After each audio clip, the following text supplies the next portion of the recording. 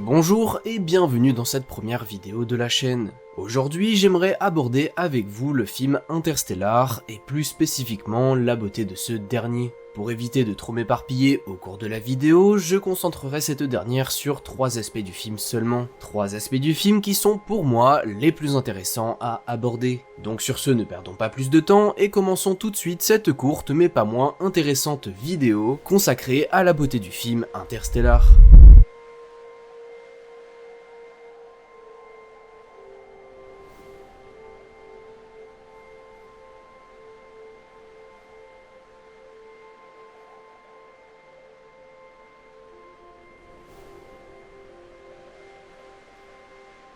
Interstellar est un film qui a marqué un tournant dans la carrière de réalisateur de Nolan, car depuis ses débuts, on lui a très souvent reproché le caractère trop plat des personnages de ses films, et il était très souvent décrit comme un réalisateur ne sachant pas vraiment susciter de l'émotion dans ses longs métrages, ou du moins qu'il la faisait passer au second plan, intentionnellement ou non, au profit d'une impressionnante technicité. Le public ira même jusqu'à dire que les différents films qu'il a pu faire depuis ses débuts sont emotionless, soit en français sans émotion.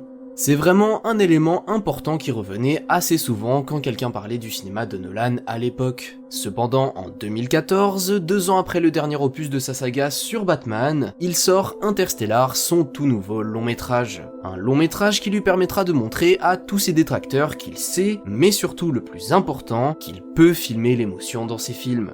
Car je pense qu'on est tous d'accord, dans Interstellar, l'émotion est véritablement omniprésente et très bien retranscrite. Tout au long du film, il y a une véritable tension émotionnelle qui accompagne chacun des personnages, que ce soit Cooper et sa fille Murphy, Brand et son père, ou encore le Dr Mann seul sur sa planète. Une tension, si on peut appeler ça comme ça, renforcée évidemment par toutes les grandes scènes d'émotion présentes tout au long du long métrage. Prenons par exemple la séquence du départ de Cooper présente au début. Tout durant ce passage se complète parfaitement afin de nous donner une des scènes les plus émouvantes du film, si ce n'est la plus émouvante. I love you forever. You hear me?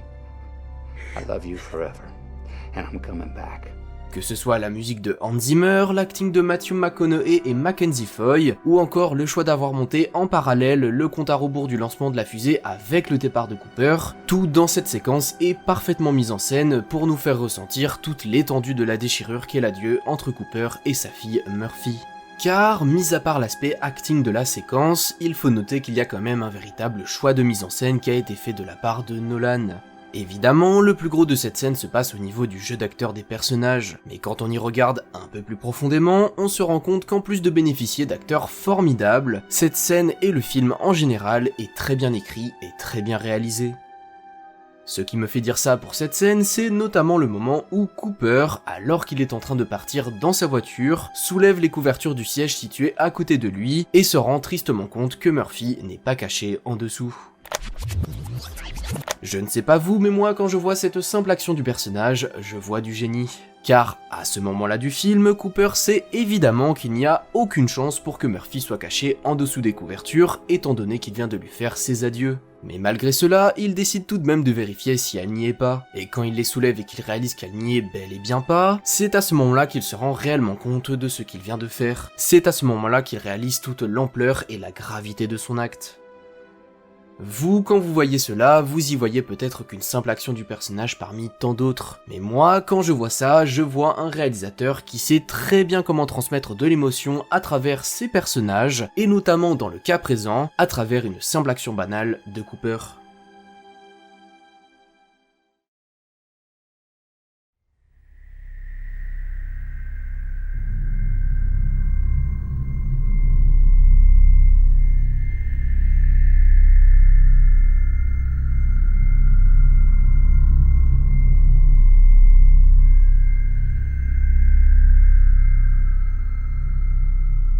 Un des aspects qui frappe le plus dans ce film qu'est Interstellar est toute sa partie musicale composée par le très célèbre Hans Zimmer.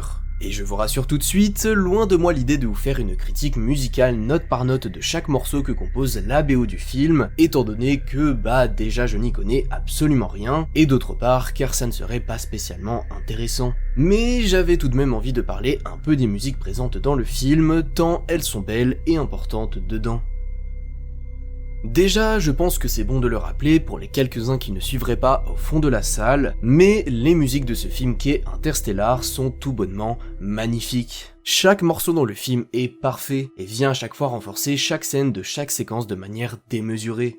Si on reprend comme exemple la séquence dont je vous ai parlé un peu plus tôt dans la vidéo, enlevez la partie musicale de la scène et une bonne partie de la magie s'en va. Enlevez-lui sa musique et l'impact qu'a la scène sur le spectateur sera bien moindre. Et cela n'est à vrai dire pas très étonnant de voir une telle symbiose entre le scénario et la réalisation et la musique du film, quand on connaît la confiance mutuelle qui régnait entre Christopher Nolan et Hans Zimmer depuis Batman Begins. Pourtant, ce qui est un peu ironique, c'est qu'il faut savoir que Zimmer a commencé son travail sur la musique d'Interstellar avant même que Nolan ait écrit, ou plutôt réécrit dans le cas présent, ne serait-ce qu'une page de scénario. Pour ceux qui veulent savoir un peu plus en détail ce qu'il s'est passé, un jour Nolan, après avoir posé la question à Zimmer de s'il écrivait une page sur quelque chose, est-ce qu'il lui consacrerait un jour de travail, lui a envoyé une lettre contenant sur une page à peu près une scène d'un père qui abandonne son fils pour un travail et lui demanda d'écrire des idées musicales dessus. Évidemment, Zimmer accepta et passa alors une journée entière à composer un thème, suite à quoi il le joua devant son ami, qui adora, et lui expliqua alors enfin l'idée du film qu'allait plus tard devenir Interstellar. Mais ce qui est encore plus fou dans cette histoire, c'est qu'après ça, Zimmer continua évidemment de composer les musiques du film, mais cela en ayant comme seule indication sur celui-ci de brèves descriptions de scènes. Je ne sais pas vous, mais personnellement je trouve ça vraiment impressionnant la façon qu'ils ont eu de travailler ensemble. Car souvent sur un film, le compositeur est appelé à composer la bande originale de celui-ci, avec le scénario sous les yeux. Le reste du temps cependant, il a aussi ce qui a été tourné. Mais là, Nolan n'a pas voulu faire comme cela. Il n'a, encore une fois, comme à son habitude, pas voulu faire comme tout le monde. Et quand on voit le résultat que cela a donné, on ne peut que se dire qu'il a eu raison de le faire. Et encore une fois, je trouve ça complètement dingue de voir que chaque musique, chaque morceau qui est dans le film colle parfaitement à chaque moment, alors que Zimmer, quand il a composé le premier thème ainsi que le reste de la BO, ne savait pas vraiment à quoi, voire pas du tout ressembler les scènes, les séquences, etc., etc. du film.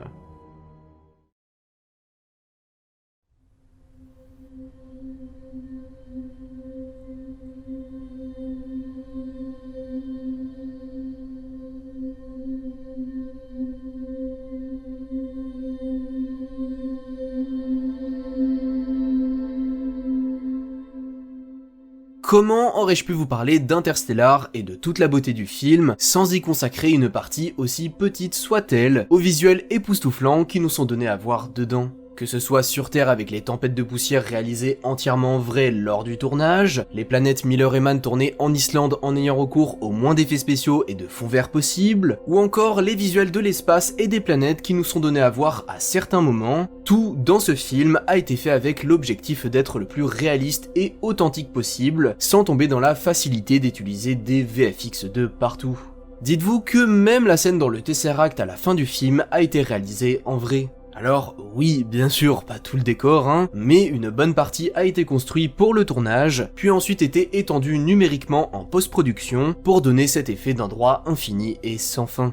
Et c'est ça dans ce film et dans la réalisation de Nolan qui est grandiose. Utiliser le moins possible les effets spéciaux pour donner bien plus de réalisme aux scènes.